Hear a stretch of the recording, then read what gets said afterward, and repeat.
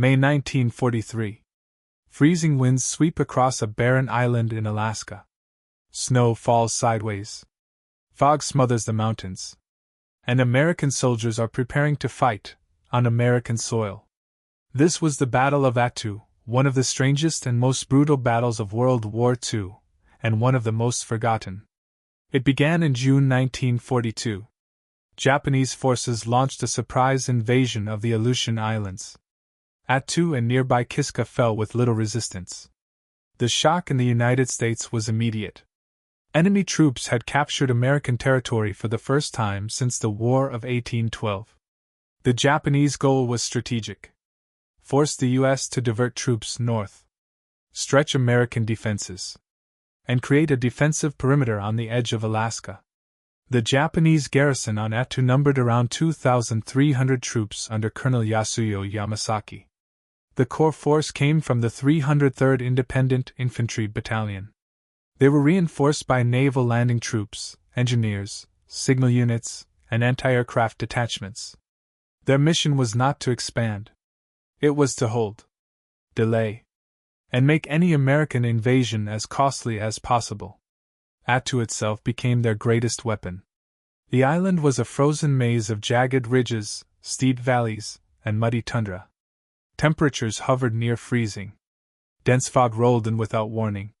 There were no trees, no roads, and almost no cover. Even moving a few hundred meters became exhausting. Supply lines were nearly impossible. The Japanese dug into the high ground and waited. By May 1943, the United States was ready to take the island back. The operation was called Operation Land Crab. On May 11th, American forces began landing on Attu. The main assault force was the U.S. 7th Infantry Division under Major General Albert Brown, later replaced by Major General Eugene Landrum. The division included the 17th Infantry Regiment, the 32nd Infantry Regiment, and the 184th Infantry Regiment. Their objective was simple on paper: land on opposite sides of the island, push inland, and destroy the Japanese garrison. Supporting them were the 7th Reconnaissance Troop tasked with scouting mountain routes, the 31st Engineer Combat Battalion clearing obstacles and creating supply paths, and multiple field artillery battalions struggling to position guns in mud and snow. Tanks were deployed, but most became stuck in the tundra and were nearly useless. Offshore, U.S. Navy battleships, cruisers, and destroyers provided bombardment, though fog often made targeting impossible. The landings met little resistance. The beaches were quiet. It seemed almost too easy. But the Japanese had abandoned the coast and pulled back into the mountains. As American troops advanced inland, the real battle began. Fog swallowed units whole. Soldiers lost contact with neighboring companies. Radios failed in the cold. Men wandered off course and ended up in enemy fire.